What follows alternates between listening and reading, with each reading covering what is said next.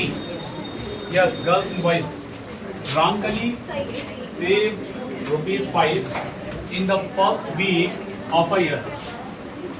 Yes, सुनिए. And then increased her weekly saving by ₹1.75. If in nth week, ध्यान देना, her weekly saving become ₹20.75.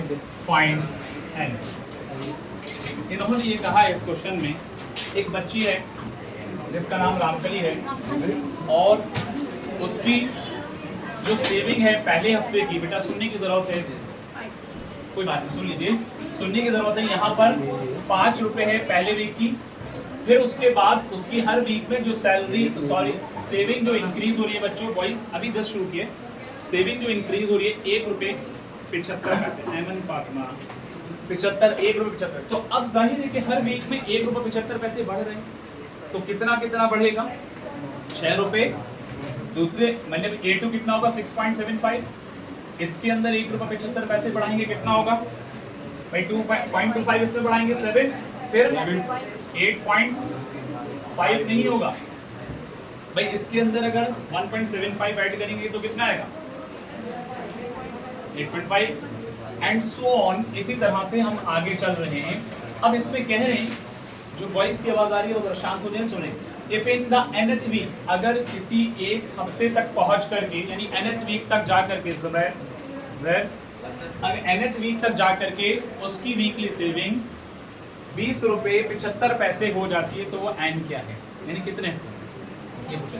तो इस हिसाब से समझ में आता है कि जो इसका लास्ट टर्म है वो ₹20.75 होगा। तो आपसे जो ए है वो ये है, ठीक है, A 5 है, आपका डी जो है वो 1.75, डी कितना है 1.75, और आपका जो एल या एन है वो 20.75। अब आपसे क्या पूछा है, आपसे पूछा है कि इसका एन क्या होगा, ठीक है, ऐसा समझ में आता है। इस नाम पर हंसी आ रही है, लेकिन नाम है तो कंसीडर करना है, हाँ कोई परेशानी नहीं है, आप रामकली की जगह अपना नाम कंसीडर करके चलो, ठीक है। अब यहाँ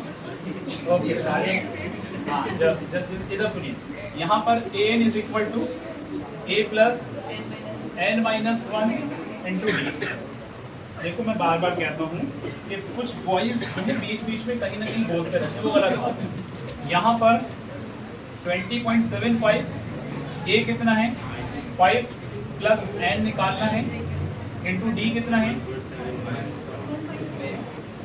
1.75।